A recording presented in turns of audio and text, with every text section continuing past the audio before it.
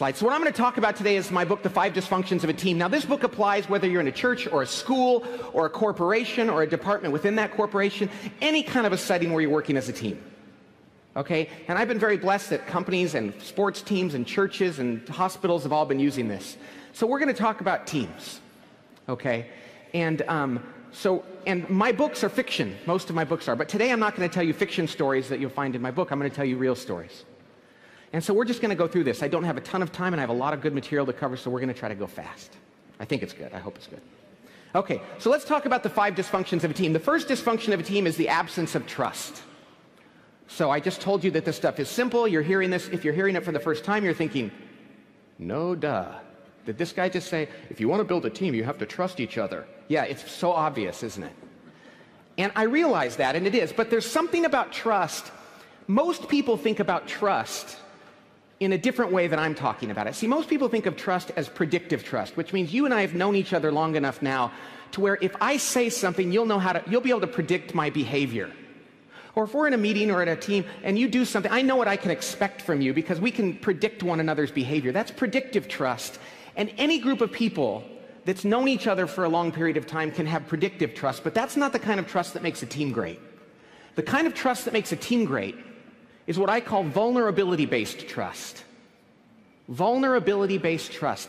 That's the kind of trust that comes about when human beings on a team can and will genuinely say things to one another like, I don't know the answer, I need help, I think I really messed this up, you are much smarter than I am, can you teach me how to be like you, or I'm sorry, what I said yesterday was totally out of line, and I apologize. When human beings can be that emotionally buck naked, if you will, with each other, not pretending to be something they're not, when they can be that vulnerable, it changes the dynamics on a team completely. It is one of the most powerful things you can do on a team because people come and they're open and they're honest and it changes everything. And one of the best ways we can understand this is to think about times we've been on teams that didn't have that. Let me tell you a story about one of those teams. I once worked with a startup company in the San Francisco Bay Area where I live. And it was a startup technology company, but it wasn't your typical garage startup.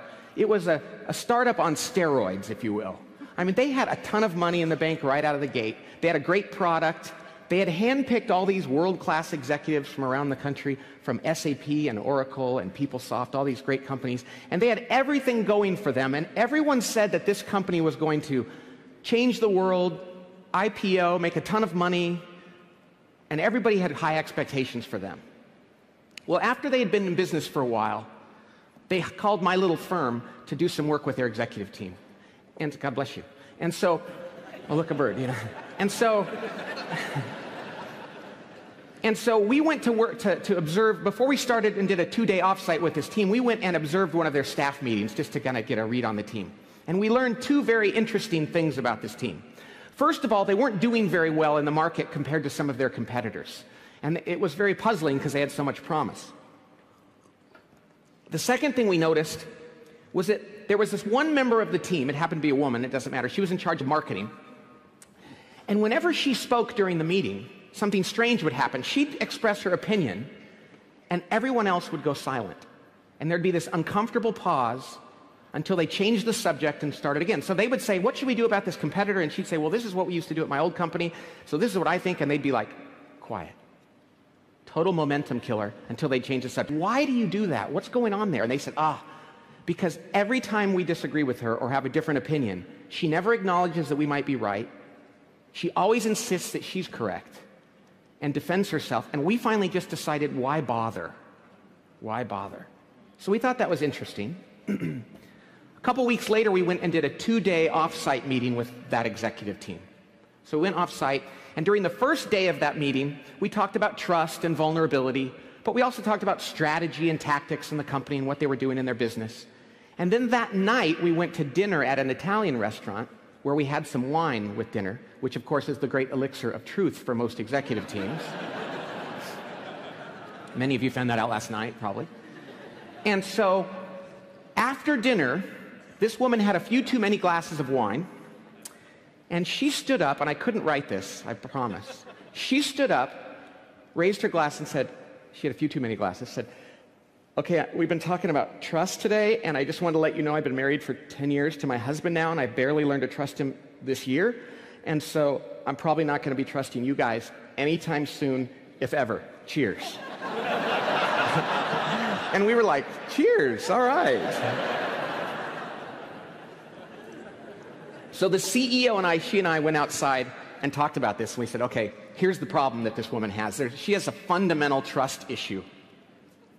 And it probably dates back to her childhood. I mean, it seemed pretty serious. And as much as we wanted to go get, a local priest or minister and Dr. Phil, I don't know if you know who Dr. Phil is, and this woman's mama in for counseling, we realized we couldn't afford to do that. We had to make this team work, but we also didn't want to just fire her. We said, we got to work with her and get her to open up to the team. So after a number of months, I worked with her and the CEO worked with her, and it became very clear she was not going to change. Her trust issues were that deep. She couldn't be vulnerable. So the CEO finally managed her off the team and out of the company. And do you know the very next meeting that we had without her there, the dynamics had changed so much that you would have thought they had swapped out every member of that executive team for a new one. Because if just one member of a team, and that's the moral of this story, if just one member of a team cannot be vulnerable, it's going to spread like a disease to the entire team. One member. Now, everybody's going to come at that differently. Oh, you're right? Oh, sorry. Sorry. Okay. If one member of a team cannot be vulnerable, it's going to spread like a disease to the entire team. So how do we get our teammates to be vulnerable? And some people are going to come at it in different ways, different personalities, different histories. But we got to know that everybody's willing to be vulnerable and acknowledge their weaknesses. So how do we do that? Well, the only way to do it is if the leader goes first. If the leader is the first one to be vulnerable. Because see, if the leader can't be vulnerable, then nobody else is.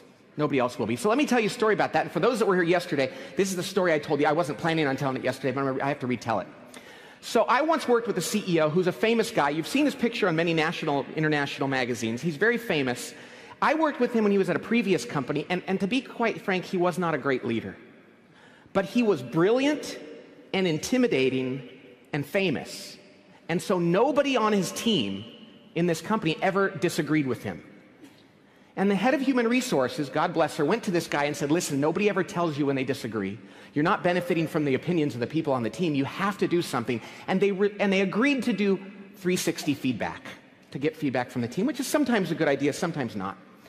Well, they asked my little firm to administer this 360 feedback tool to get feedback from his team. So we did, and we collected all the information from his team members. And then we gave him the results, and he proceeded to share those results with no one. And so finally, the head of HR go over the results with your team. They're curious as to what they learned from what you learned. And he said, okay, I'll do it at the next staff meeting. And then he reluctantly, begrudgingly allowed me as an outsider who administered the tool to observe this meeting. And so I sat off to the side on a little chair that had wheels on the bottom of it, which will become relevant here in just a second. And he stood up and he said, okay, it says here I'm not a very good listener. Huh. What do you guys think? And they went around that table and said, well, I think you're a good listener. I do too. I think you're good. I don't think you're a bad listener. I don't have a problem with that. I think you're a fine listener. So do I. And I remembered, because I'd only written one book at this point in my career, and I thought, I could never put this in my books. Nobody would believe this, right? So he said, okay, good. The next one here says I don't give enough feedback or praise. Huh. I thought I'd gotten better at this. What do you guys think? Yeah, I think you're great at it. I think you've gotten much better. I don't think there's a problem with it. All the way around the table.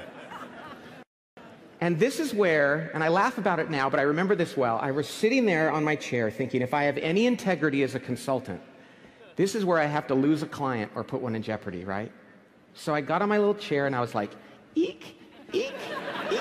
And I remember this well, I'll never forget it. I rolled up right next to this famous CEO and I said, excuse me, but you guys are the only people who filled this survey out, so somebody had to write this. Very quiet in the room. So the head of marketing, poor guy, slowly raised his hand, said, yeah, I think you could give more. I'd like to get more. I mean, my team would like to get more feedback and praise from you. And, they only hear from you if they screw up, and I think it'd be nice if you told them if they did something well. So, yeah, I think that I wrote that on my form. I can vouch for that. I think you could improve in that area. Silence. Till the head lawyer goes, not me, I think you get plenty of praise. Everybody else said, so do I. I don't understand what he's talking about. And they killed the guy. I'm melting. Now, the moral of that story is this. That's the day, first of all, that CEO lost all credibility. Secondly, that's how he sent a message to the team, I'm never going to be vulnerable, you guys shouldn't be either. You know, eventually that company spun out of control and went out of business or sold off for a fraction of its worth. You know what the Wall Street Journal said? They had strategic problems. They had some errors in their product. But those were downstream symptoms of the real problem. The real problem was that there was no trust on that team. And it started with the leader who couldn't be vulnerable. Now, he didn't have to do anything weird. All he had to do was stand up there and say, hey, you guys, I know I've got some issues. I've heard about this in performance reviews throughout my career, and, well, my wife tells me this once a week or so, and I know that I'm not great at it. I'll give it a shot. I'll try to get better. I don't know that I'll ever be great, but I'm going to try, and I appreciate your feedback. That's all he had to do. But he stood there instead like the emperor with no clothes, with his big old bottom hanging out, like, how do I look, guys? And they're like, you look fine, boss. And everybody said, don't admit you've got problems. Now, some people will say, but Pat, what about that old saying, don't let them see you sweat? You know how leaders, we're not supposed to let people see us sweat. You know, the truth is, the people that work for us, they know when we're sweating before we do. You can't really hide it. And that's why the best leaders are the ones that go, check this out.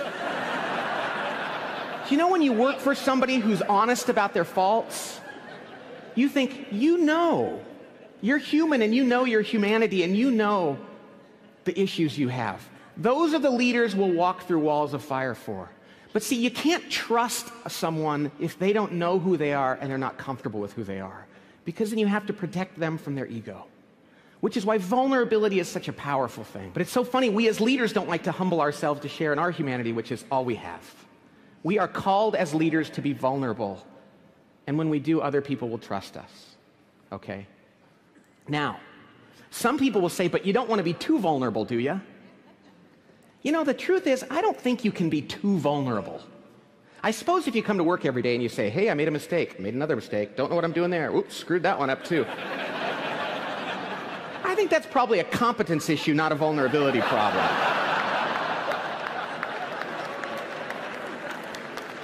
The truth is, whatever our issues are, we got to be out there with our team, because that's the only way they're going to trust us and the only way we're going to inspire them to do the same with one another.